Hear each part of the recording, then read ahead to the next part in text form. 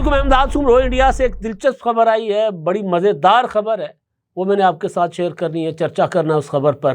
خبر بڑی مزیدار ہے اور وہ خبر کسی بابا جی کے متعلق ہے، کسی گرو کے متعلق، اور گرو صاحب نے کیا حرکت فرمائی اور وہاں کی عدالت کیسے گرو صاحب کو پڑ گئی ہے، وہ میں نے آپ کے سامنے رکھنا ہے۔ پاکستان نے سندھ طاس معاہدہ معطل کیے جانے اور پاکستان کو تحریری طور پر آگاہ کرنے کے بعد فیصلہ یہ کیا ہے کہ انڈیا کو باضابطہ طور پر نوٹس بھیجا جائے گا۔ ادھر امریکی نائب صدر ڈی جے وینس کھل کر سامنے آ گئے ہیں اور انہوں نے کہا ہے کہ جی پاکستان اور انڈیا مل کر اس مسئلے کو حل کریں، اور انہوں نے انڈیا کو تھوڑا سا فائدہ ضرور پہنچانے کی کوشش کی ہے کہ انڈیا اگر کوئی ایکشن لے، کارروائی کرے تو ذرا محدود پیمانے پر کرے، جو اس نے الزام لگایا ہے۔ تو یعنی اپنا رانجھا راضی کرنے کے لیے ذرا انڈیا تھوڑی سی ہلکی پھلکی حرکت کر سکتا ہے، لیکن وہ حرکت خطے میں تنازع کا باعث نہ بنے۔ وہ کیا کہنا چاہتے ہیں اور پاکستان سے کیا ڈیمانڈ کر رہے ہیں، وہ بھی میں نے آپ کے سامنے رکھنا ہے۔ اور اس کے علاوہ اندرونی سیاست کے متعلق جو خبر ہے وہ یہ ہے کہ اعجاز چودھری، سینیٹر اعجاز چودھری اور فرحت عباس 9 مئی کے ملزمان، ان کی ضمانتیں منظور ہو گئی ہیں۔ عدالت نے کیا کہہ کر ضمانت منظور کی ہے؟ سپریم کورٹ سے ضمانت منظور ہوئی ہے۔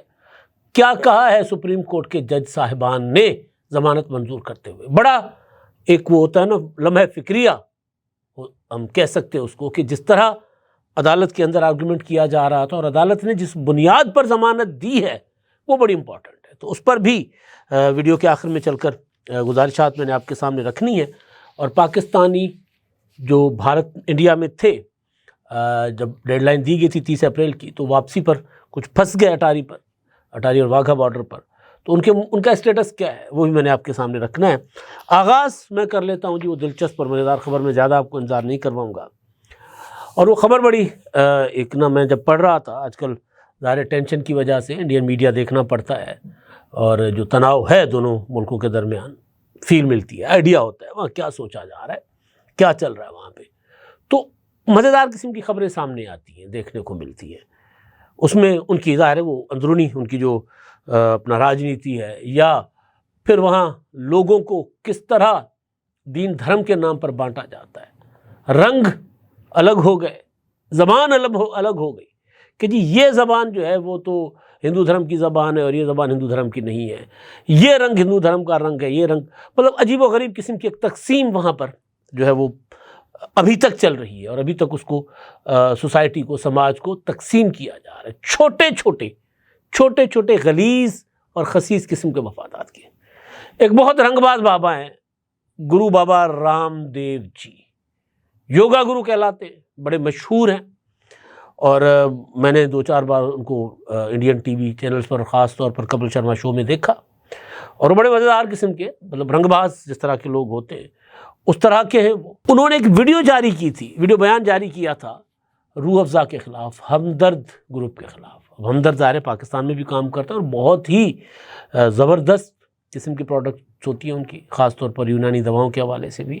اور روح افزا تو وہ ہند سندھ میں، جس کو کہتے ہیں نا ہند سندھ میں، اس کا چرچا ہے، مشہور ہے۔ روح افزا جیسا کوئی شربت ہی نہیں ہے، باقی سب اس کو کاپی کرتے ہیں، پاکستان کے اندر بھی جامع شیریں ہو یا فلاں سب اس کو کاپی کرتے ہیں۔ اور انڈیا میں بھی روح افزا گرمیوں کا مشروب ہے۔ اب وہ مشروب بھی مسلمان مشروب ہو گیا بھائی، وہ بھی جہادی مشروب ہو گیا، جہادی شربت۔ 3 اپریل کو یہ جو رنگ باز بابا جی ہیں، گرو بابا رام دیو صاحب، انہوں نے ایک ویڈیو بیان جاری کیا۔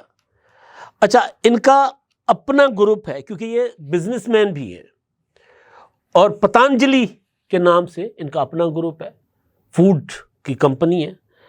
تو انہوں نے ایک شربت، گلاب شربت جو ہے وہ انہوں نے لانچ کیا۔ اب اس کو چلانے کے لیے وہ ہربا کیا استعمال کر رہے ہیں۔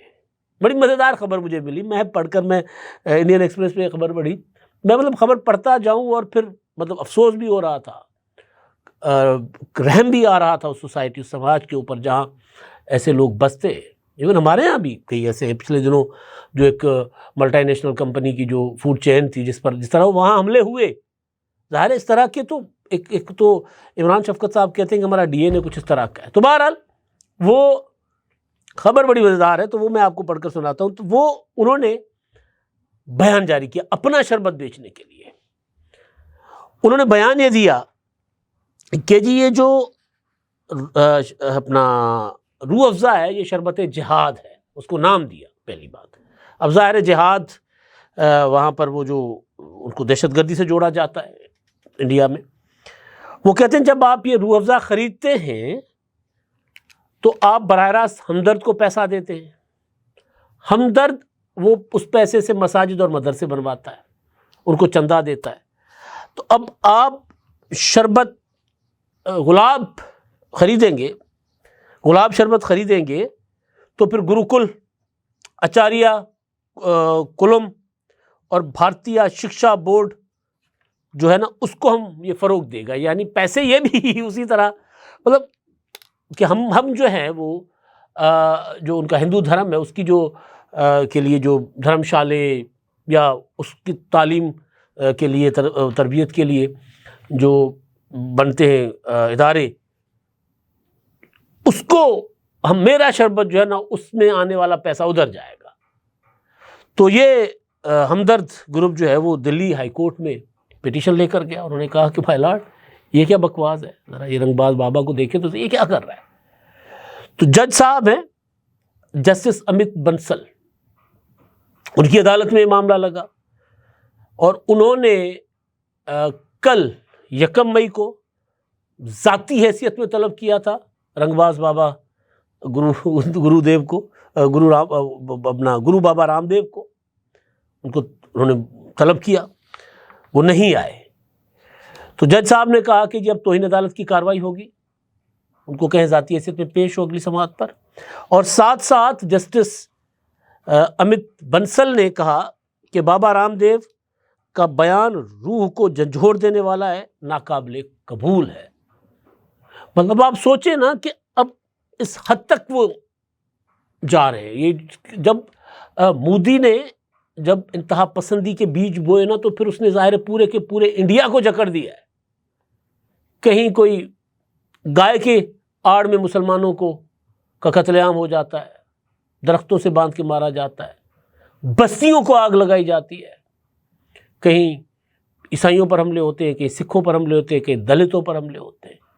اور اب عالم یہ ہے کہ قدیمی ہمدرد گروپ جو ہے جو وہاں کے سماج کی خدمت کر رہا ہے طب کے میدان میں اور اچھی اچھی چیزیں، کیونکہ ہمدرد گروپ بڑا کریڈیبل نام ہے پاکستان میں بھی اور انڈیا میں بھی، تو وہ بھی ان کے نشانے پر ہے۔ اور وہ بابا جی جو ہے وہ اپنا کوئی چورن بیچنے کے لیے وہ اتنی بڑی خطرناک قسم کی فسادی بیان انہوں نے دیا۔ اور ظاہر ہے ہر سوسائٹی میں بڑے دبنگ قسم کے لوگ بھی ہوتے ہیں، تو بنسل صاحب اسی طرح کے تھے، انہوں نے کہا کہ یہ تو قابل قبول ہی نہیں ہے نا، اب کیسے ہمدرد گروپ کے اوپر اتنا بڑا الزام لگا سکتے ہیں اور آپ کہتے ہیں کہ جی جو روح افزا ہے وہ شربت جہاد ہے۔ تو بہرحال ایک یہ معاملہ تھا۔ اب دوسرا معاملہ، انڈیا نے 22 اپریل کو جو پہلگام حملہ ہوا، پاکستان نے کہا وہ دہشت گردی ہے، پاکستان نے پیشکش کی کہ آئیں، آپ کو اگر ثبوت ہیں ہمارے خلاف تو لائیں، ہم آپ کو اس میں تعاون کرنے کو تیار ہیں۔ تو اب امریکی نائب صدر جو اس حملے کے وقت وہاں پر خود موجود تھے انڈیا میں، اور حملہ ڈیزائن ہی اس وجہ سے کیا گیا تھا، جو اب را کا ڈاکومنٹ سامنے آ گیا نا کہ امریکی نائب صدر کے ہوتے ہوئے حملہ ہو جائے، جو کل ڈاکومنٹ چلا ہے ٹیلی گراف نے جو لیک کیا ہے۔ تو بہرحال وہ ڈی جے وینس کا ایک انٹرویو ہے کسی ایک اپنا فاکس نیوز کے کسی پروگرام میں، انہوں نے کہا ہے کہ جی انڈیا کوئی ایسا قدم نہ اٹھائے جس سے بڑے پیمانے پہ جو ہے وہ رد عمل آئے اور علاقائی تنازع پیدا ہو۔ اور پاکستان کو انہوں نے کہا ہے کہ پاکستان تعاون کرے، اگر پاکستان کی جو ذمہ داری بنتی ہے وہ ادا کرے۔ اب اس بیان سے یوں لگتا ہے کہ وہ یہ رائے دے رہے ہیں یا دونوں ملکوں کو یہ مشورہ دے رہے ہیں، سجھاؤ دے رہے ہیں کہ جی آپ ایسا کریں، مل بیٹھیں، جو کہ پاکستان نے آفر کی ہے کہ اگر کوئی ملوث ہے تو انڈیا اس کے خلاف ایکشن لینا چاہتا ہو تو پاکستان اس میں تعاون کرے۔ ماضی میں بھی پاکستان سے انڈیا یہ ڈیمانڈ کرتا رہا ہے، یا عالمی طور پر یہ کہا جاتا رہا ہے کہ اگر پاکستان میں کوئی ایسے گروپ کام کر رہے ہیں اگر، تو پاکستان نے بھی کہا آپ ثبوت دیں، ہم تیار ہیں۔ ہمارے وزیر اعظم نے کاکول اکیڈمی میں کھڑے ہو کر کہا کہ جب غیر جانبدارانہ فورم پر تحقیقات کے لیے تیار ہیں، آئیں بیٹھے۔ وزیر خارجہ اسحاق ڈار نے D G I S P R کے ہمراہ پریس کانفرنس کی 2 روز پہلے، اس میں انہوں نے کہا کہ جی آئیں بیٹھیں TORs بناتے ہیں, چلتے ہیں مل کر چلتے ہیں, بڑھاتے ہیں معاملات کو آگے. آپ کے پاس ثبوت ہے, ثبوت رکھیں, تحقیقات کرتے ہیں, جو ذمہ دار ہوگا ہم آپ کے ساتھ ہیں ان کے خلاف. کل سابق وزیر خارجہ بلاول بھٹو زرداری نے سرعام میر پور خاص کے جلسے میں کہا کہ اول تو پاکستان ملوث نہیں ہے دہشت گردی میں, لیکن آپ کو لگتا ہے کہ پاکستان سے کسی نے یہ دہشت گردی کی ہے, آپ کے پاس ثبوت ہیں, آپ دیں, ہم اس کو پھانسی دیتے ہیں. آپ ثابت تو پہلے کریں. تو ڈی جے وینس جو ہے اس کے بیان کو ممکن ہے کہ انڈیا اس طرح انڈین میڈیا پورٹری کرے جس طرح ان کے اپنا چینلوں پر ٹینکس اور میزائل اور وہاں پر شپنگ, وہ جو شپس ہیں جو لڑاکا طیارہ کیریئر شپس جو ہیں وہ, اور جس طرح مطلب یوں لگ رہا ہے کہ جیسے ابھی یہاں سے اڑ کر ادھر ڈرائنگ روم میں ہمارے آ جائے گا. جب ہم ٹی وی لانچ میں بیٹھ کے دیکھ رہے ہوتے ہیں تو یوں لگ رہا ہوتا ہے کہ یہ ابھی میزائل ادھر آ کے لگے گا ہمارے اپنا ڈرائنگ روم میں نہ گر جائے. اس طرح انہوں نے بنایا ہوا ہے, سارا ڈیزائن کیا ہوا ہے, گرافکس کیے ہوئے. تو اب وہ اس کو شاید اس طرح کھیلے, لیکن میرا خیال ہے کہ وہ کہہ رہے ہیں کہ جی مل کر, دہشت گردی پوری دنیا کا مسئلہ ہے, تو دہشت گردی کا سب سے زیادہ متاثر پاکستان ہے, تو مل بیٹھ کر اس کا مسئلے کا حل نکالیں. پاکستان نے تو ہمیشہ کہا ہے کہ جی آپ کو اگر لگتا ہے کہ ہمارے یہاں سے کوئی ملوث ہے, ہماری سرزمین کو استعمال کرتا ہے تو آئیں. اب دیکھیں انڈیا, کل میں نے اپنا بتایا تھا آپ کو انڈین میڈیا پر کیا چل رہا تھا کہ جی اب پاکستان کو ہم 3 اطراف سے گھیریں گے, ایک ادھر سے TTP, ادھر سے BLA اور ادھر سے انڈیا. یعنی وہ ایک پراپر اعتراف کر رہے ہیں کہ جی ہم نے پاکستان کو کے اندر دہشت گردی ہم کروا رہے ہیں. BLA اگر جعفر ایکسپریس پر حملہ کرتی ہے تو اس کو سیلیبریٹ کیا جاتا ہے انڈین میڈیا کے اوپر. ہمارے ہاں تو ایسا کچھ نہیں ہوتا. تو بہرحال ڈی جے وینس نے یہ کہا ہے. پاکستان حکومت نے فیصلہ کیا ہے, جو ذرائع ہیں انڈس واٹر کمیشن کے, ان سے میڈیا رپورٹ کر رہا ہے کہ سنتاس معاہدے کی معطلی پر بھارت کو باضابطہ نوٹس بھیجنے کا فیصلہ کیا گیا ہے, اور بھارت کی طرف سے سنتاس معاہدے کی معطلی پر ہنگامی قانونی اور آئینی مشاورت جاری ہے, جب کہ اس حوالے سے ابتدائی ہوم ورک مکمل بھی کر لیا گیا ہے. خارجہ, آبی وسائل اور قانون کی وزارتوں نے ابتدائی ہوم ورک مکمل کر لیا ہے. چند روز تک بھارت کو باقاعدہ سفارتی ذرائع سے نوٹس دینے کا فیصلہ کیا گیا ہے. ذرائع انڈس واٹر کمیشن نے بتایا ہے کہ نوٹس میں بھارت سے سنتاس معاہدے کی یک طرفہ معطلی کی ٹھوس وجوہات مانگی جائیں گی, اور عالمی فورمز پر بھی بھرپور احتجاج ریکارڈ کروانے پر بھی غور کیا جا رہا ہے. بھارت کی آبی جارحیت کو مؤثر انداز میں دنیا کے سامنے لایا جائے گا, اور ذرائع یہ کہتے ہیں کہ جی سنتاس معاہدے پر پاکستان قانونی سبقت رکھتا ہے. امید ہے کہ بھارت کو جلد اپنے فیصلے پر نظر ثانی کرنا پڑے گی. اس میں کوئی شک نہیں ہے کہ یہ معاہدہ 2 ملکوں کا نہیں تھا کہ ایک فریق اس سے مکر جائے. یہ معاہدہ ایک عالمی معاہدہ تھا, تو اس سے انڈیا مکر نہیں سکتا. نہیں بھی مکرے گا تو 15-20 سال تک کچھ نہیں کر سکتا. ہاں ہمیں پانی کی ضرورت ہے, پانی چھوڑ سکتا ہے. مونسون آیا کھڑا ہوا ہے, بارشیں کل جس طرح کی لاہور میں اندھا دھند بارش ہوئی, جس طرح کی بارشیں ہو رہی ہیں پورے ظاہر علاقے خطے میں ہو رہی ہیں, ادھر بھی ہو رہی ہوں گی. تو وہ پانی جو آ رہے چھوڑیں, بسم اللہ کریں, بھیجیں ہمیں, ہم تیار ہیں, ہمیں وہ پانی چاہیے بھائی, آپ بھیجیں.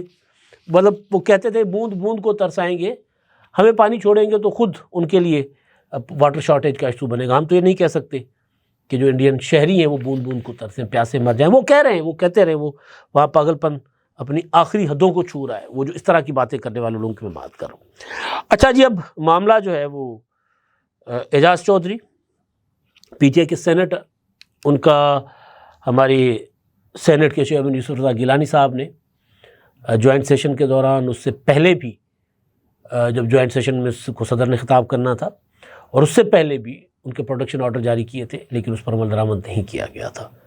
وہ 9 مئی کے ملزم ہیں. اس میں کوئی شک نہیں ہے کہ ان کی آڈیوز ان کے ملوث ہونے کا ثبوت ہے جو سامنے آئی ہیں. لیکن بہرحال 9 مئی کے بعد وہ اب تک, یعنی 9 مئی 2023, تو اب یہ آج 2 مئی کو بات کر رہے ہیں, تو 25 تو 2 سال لگ بھگ ہونے کو ہے, وہ جیل میں پڑے ہوئے ہیں.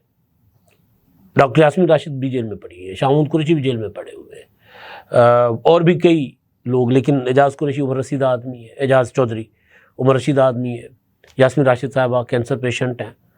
یہ جواز نہیں ہے کہ کسی ملزم کو اس وجہ سے چھوڑ دیا جائے کہ جو مریض ہے عمر رسیدہ ہے.